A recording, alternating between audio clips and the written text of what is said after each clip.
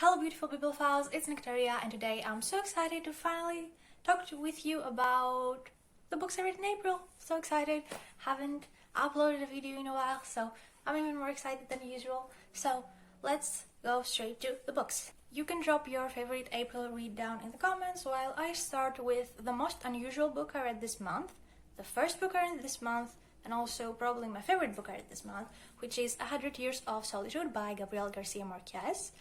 This follows the life of 5 generations of a family in a made-up city in Colombia called Macondo. It's more like a village, actually, rather than a city. Set through the 19th till the early 20th century. One thing you should know before getting into this book is that it's very confusing because it's 5 generations, so it's a lot of characters to remember. And all of their names are either Aureliano or Jose Arcadio because they keep naming the son after the father, etc. So it's quite confusing and it's quite nice to take notes while reading it. It's quite helpful because otherwise you might forget the characters or like who died, who got married. Lots of people die and get married in this book. It's very weird because it doesn't follow like a simple life. It's a life in a village where unexplainable things happen. Quite magical, quite whimsical. We never get a logical explanation for them because it's not the point of this book, because the genre this falls into is magical realism, which I want to read more of now that I've enjoyed this one so much. And pretty much throughout their lives, these kind of powers define everything, but they're unexplainable, and it's like really, it has this really whimsical, like magical feel to it, and it's so cool. I really love it. So first off, the characters are very well fleshed out because obviously we follow them throughout their whole lives. If they weren't well fleshed out, there wouldn't be a story to tell pretty much, but Marquez does a great job at making them feel like real people, and you really see their heart-wrenching moments, their happiness, their sadness, and you can really feel what they're feeling. You can get into their shoes and feel their emotions. It's very special. The writing makes it even better because it's so gorgeous, it's so stunning. Like, it's so detailed, like places, people, emotions, such detailed descriptions of all of these things, and it's magical both plot-wise and writing-wise. You just feel transported into this like very whimsical atmosphere where nothing makes sense, but it's okay because it feels good, you know what I mean? So that was pretty much the best aspects of this book. I also think this was very realistic as a depiction of like a family in a traditional village in like, well, pretty much every place in the world in the 19th and early 20th century, and probably Colombia especially, but I can't really tell for that. But I think it was very realistic in that aspect. It really conveyed that feeling of the small society where everybody knows everybody and there's this whole gossiping thing and like what you should do for society not to judge you and stuff. That was very interesting. Another thing that I really liked about this is that throughout like the 18th to the 20th century, through those 5 generations, you get to see the progress of human societies from the outside looking in, kind of, because we live in that progress, but we can't really grasp it while we're living it. But seeing it through a story, like as a third person, it's pretty much, it gives you quite the clear idea, because at the beginning they have this very simplistic, very authentic way of life, very simple, very close to nature, and then gradually progress and evolution catches up with the village of Macondo, and like at first like they're very surprised to see ice for the first time, like something such simple as ice, and then they gradually get like a mayor come at their village when they never needed one because they solved whatever problems came up with one another, but now they get a mayor sent to them and they get an army sent to them, and somehow all of a sudden there are trains and cars and movie theaters, and you kind of see how life progresses from the outside looking in, which I think is very cool. Another thing that I really liked was the historical references to real life events that happened in Colombia during these times that are so well hidden in this book. You have to research it if you don't already know Colombian history to understand it. There are some things that you can get are true, like civil war, because, well, name a country that hasn't had civil war. I'll wait. And also stuff like the Banana Massacre, which, I mean, research it on your own caution, because like I'd advise you to, but I'd also wouldn't, because it's quite traumatic to read. But I think it's very educational to read about that event. Anyways, do read it after you read the book, if you're planning on reading the book, because it's really cool to see how Marquez hides historical events through the fictional events of the book. One thing I didn't like about this was how it was quite focused on lovemaking. Like, there's a lot of lovemaking in this book, lots of talk about penises no one asked for, lots of heteronormativity no one asked for, but that got a bit on my nerves. I'm pretty sure all of you will be annoyed by it like I was, but apart from that, I loved everything about this book. So magical, writing-wise, plot-wise, character-wise, setting-wise. Now I am totally changing things up because while reading a lot of books and while having classes, and I needed something like fun and just, not think a lot while reading it. So what did I do? I naturally went on Nektaria and looked for arcs that would fit the bill, and I found a YA romance called You Were Made for Me by Jenna Gillum. I'm not really sure how to say her name, but this book is pretty much like the 80s rom-com Weird Science. Like, I don't know if you watched it, it's one of those 80s a bit dumb like rom-com things that are fun to watch, but like they're not very smart. And it's pretty much that. It's two girls and they create this guy out of nowhere. Never explained. This really got on my nerves, like how they never explained it. I get that it's a rom-com and the focus is not on explaining how a person was created out of thin air, but well, I would like some explanations, it wasn't that, the romance. But yeah, the point is that the protagonist of the two girls just falls in love with this guy, and this guy was made to fall in love with her. So they're just, having a relationship. And at first, it was fun and it moved fast. All was well. I was letting off steam. I was not thinking while reading it. Very fun. And then it got very annoying. The main protagonist was always so annoying. Everyone was going out of their way to impress her and to be good for her, like her friends. This guy that they actually named Guy. Yeah, I don't know either. And she kept being annoying. She kept being this very stereotypical girl that's never been kissed and wants to be in a relationship. Shut up. No one wants to hear about that. Get moving. Have something happen in the plot. And then stuff happened and there was drama and it was like watching a soap opera and it was fun. And I didn't know just how to rate it. But I ended up giving it a 4-star because the ending, however predictable, was cute. I was reading on my phone and I was like, oh, cute. And then I was like, did I just say, oh, cute at a heterosexual romance? What's wrong with me? And then I had this reading epiphany moment, oh my gosh, who am I? Do I have to start reading romance now? Do I like it? I don't think I do. But I did find that cute and I ended up giving it 4 out of 5 stars, so I really don't know. I really don't know what I'm going to do with my life. I have found some good for beginner romance books, and I may read some of them now that it's exam season and I probably won't have a lot of brain to read anything else. But yeah, I'll probably start with that falling in love montage, lesbian romance. Maybe I'll start with that. Anyways, You Were Made for Me, who already read a lot of romance, probably have seen more impressive things, so I don't know whether I'd suggest it. There is an unexpected asexual rep at the end of this book for one of the supporting characters. I don't think this is a spoiler because I don't think of people's sexuality as a spoiler, but yeah, I'm saying it because I don't think it's a spoiler. So yeah, it had its fun parts, it had its annoying parts. 4 stars. Were given to this book by me. Maybe I'll take them back sometime in the future. For now, they are there. That was that. Let's move on to another book. Okay, I know I said move on to the next book, but I need to have this reading epiphany moment.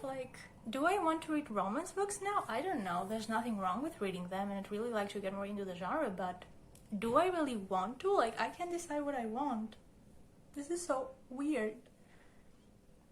I don't know, I don't like it when other genre books are heavy on romance, so would I like just romance? I did enjoy this one, as the 4 stars have shown, but I really can't tell what I want. It's so weird. I don't know, time will tell. I'll actually move on to the next book now. Next book that I read was a poetry collection that published this April. I also found it on Nektaria, and it's The Gravity Inside Us by Chloe Frayne. Frayne? I'm not good with names, okay? So this was pretty much focused on love, like romantic love, and pretty much from the experience of someone you really love not loving you anymore and leaving you. So it was quite the sad thing. It was about lesbian love, by the way, which I thought was really cool. And some lyrics were like really good, and I really ended up enjoying it. So I gave it 4.5 out of 5 stars. Next new poetry collection that I read was the Apricot Memoirs by Tess Gunnerg. I'm not going to pronounce a single name right today. And do you see how beautiful the cover of this is? Do you see how cute the title sounds? That's pretty much where the cool things about this book end, because I really disliked it. Really disliked it. The poetry felt so boomerish. I can't explain exactly what boomerish means, but it's like I was reading it and I was like, okay, boomer. Like, it just felt so pretentious. It was a lot about religion, a bit about motherhood, a bit about other things, but it was a lot about religion, and it felt like it was trying to persuade you really hard, and it was trying really hard, and it was trying to be something that it wasn't, and it felt so pretentious and like very boomerish. So I really disliked it. I'm very sorry, but I really disliked it, and I gave it 2 out of 5 stars. I am spilling that tea today, but now we're going to go to a book I actually enjoyed, and that is The Murderess by Alexandros Papadiamantis. I tried to pronounce it English and it didn't make sense, so Alexandros Papadiamantis. Okay. This I've always wanted to read because I had read some short stories by this author and I really enjoyed them, so I really wanted to pick up his most famous novella. It's one of the most famous novellas of Greek literature, and then we had to read it for class, so it was a really cool way to get to read it finally. The Murderess follows this old lady in a village in late 19th century Greece who murders young girls. She murders them because, based on her own experiences and like how obviously like stuck in the past and patriarchal Greek society was in that time, when girls grow up and they have to get married, their life is pretty much awful. And based on that, she believes that it's better for young girls to just die while they're children instead of grow up and have to go through all the awful things nature has in store for women at the time. So that is very creepy. It's those kind of situations where you're like, I see your point, but I really don't like your point. Like, don't kill young girls. It was so creepy. Like, having read Stephen King and Papadiamantis is always much creepier. Like, very, very creepy. But it was really cool because it was trying to show her psychology and the reasons behind her awful actions and try to explain why she thought that made sense. And it was a very cool concept. Really enjoyed it. Would suggest it to international readers. Then I picked up another poetry collection, Poems by Alberto Cairo by Fernando Pessoa. And you're like, aren't Alberto Cairo's poems by Alberto Cairo? Yes, but Alberto Cairo is one of the many, more than 100, pseudonyms that Fernando Pessoa used to write his works. So Alberto Cairo's poetry focuses a lot on the fact that he believes thinking and like philosophy is useless and that we just shouldn't think. Like, humans shouldn't think. They're very close to nature, they're very close to the state of animals, therefore there's no reason for them to think and try to make philosophy. And jokes on him because he philosophized about not philosophizing. So yeah, jokes on him. But the poetry was very enjoyable. The lyrics were very gorgeous, very beautiful. Not my favorite poetry I've read by Fernando Pessoa because I think he has written better poetry with other pseudonyms. So Alberto Cairo's poetry, not my favorite Fernando Pessoa poetry, but still very enjoyable. Very gorgeous, stunning lyrics. So I really suggest this if you want to get more into like non-English poetry.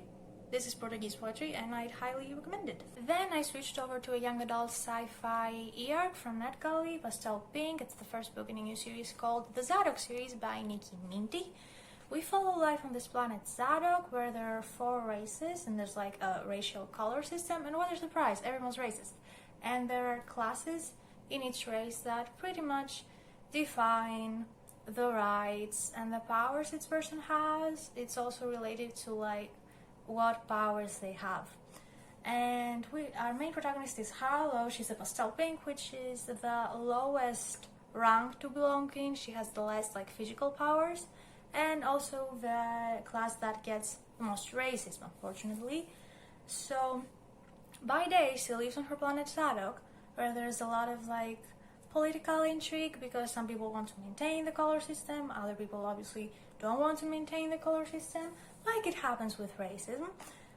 But at night she visits Earth as a ghost, because in her past life she was this girl Ruby who was murdered on Earth. So as a ghost she looks over her sister Jade on Earth, because Jade is starting to get really close to this guy Lucas who murdered Ruby but got away with it. It got confusing, I know, but that is what happens in the story. And we pretty much follow her both on Zadok and Earth, which was very interesting because the POVs kept changing, and it was quite intriguing, actually. I really enjoyed it. It was pretty fun. It moved quite quickly. There was action. You know, it was interesting. It had been a while since I read just a fun sci-fi.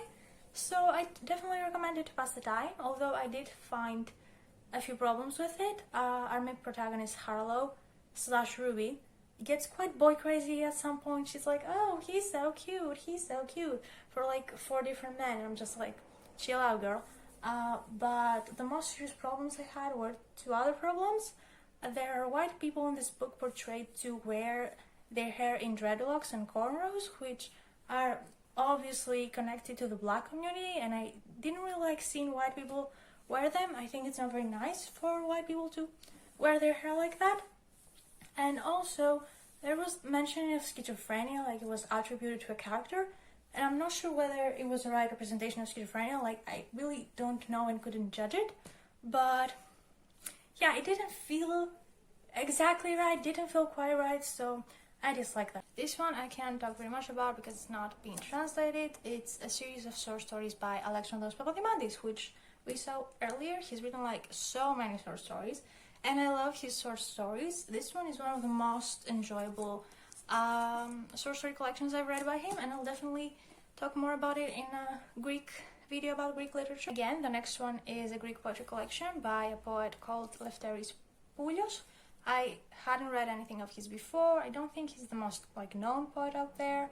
He wrote poetry during the 60s and the 70s, so a lot of his poetry was pretty much focused on the ugliness and the just problems of modern day life. They were definitely enjoyable. Like, I really enjoyed some lyrics throughout this, but he's by far not my favorite poet. Very cool, very small lyrics, some of them, but didn't become a new favorite. The last book I read this month was The Anarchist Banker by Fernando Pessoa. I read a lot of the same authors this month. So this one follows 2 men, and one is calling himself an anarchist banker, like his occupation is a banker, but he also considers himself an anarchist. So the other one asks him, how is it possible to be both an anarchist and a banker, since these 2 roles contradict one another at their basis? So it's pretty much this dialogue of how the anarchist banker is trying to explain to the other how he can be both an anarchist and a banker. Mostly monologue, because the anarchist banker does most of the talking, but so it is fiction practically, but it definitely reads as non-fiction. Like, the anarchist banker is just explaining his experience with anarchism and like how anarchism works. Like, it's pretty much a conversation on anarchism, and it's about how he tries really hard to convince the other guy that he can be both an anarchist and a banker, and that doesn't make him any less of an anarchist. If anything, it makes him a more practical anarchist than everyone else he knows, because he thinks everyone else is an anarchist just at theory, but he believes himself to be a very practical anarchist, and he's trying really hard to convince the other guy and you, the reader, of that. So it's pretty much, it reads like non-fiction. It's like this conversation around anarchism, and I feel like it will interest people who are like into social studies, sociology, and philosophy, political philosophy. So I'd recommend that, but definitely do know that this reads like non-fiction. It doesn't read like fiction. So those were the 10 books I read this month. Please comment your favorite book of April that you read in April down below. If you've read any of these, tell me what you think about them. Suggest a book to me to read. Anything you want, comment down below. Thank you so much for watching. I hope you have a good day or night if you're watching this at night. And I'll see you soon with another video. Bye!